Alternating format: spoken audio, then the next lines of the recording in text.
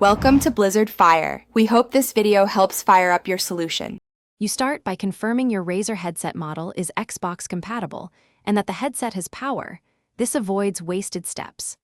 Once done, power on the Xbox and the headset and make sure your controller has fresh batteries or is charged. Plug in any required USB wireless dongle or 3.5mm cable to the controller now, because setting physical connections first speeds pairing later. This sequence reduces confusion and ensures you're ready to pair or adjust audio settings without interruption. You'll now connect and pair. If your Razer uses a USB wireless transmitter, plug it into a front USB port and let the console detect it. If it's wired, insert the 3.5mm into the controller and confirm the controller recognizes audio.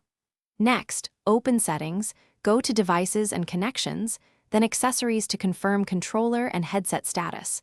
Follow the on-screen pairing prompts or update firmware if prompted. Make sure to set chat versus game volume, so sound mixes correctly for parties and gameplay. Finish by testing both game audio and mic.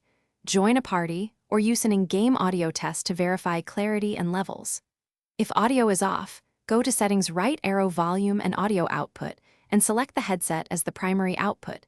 Then update the headset firmware using Razer Synapse on PC or the dongle's update tool when available.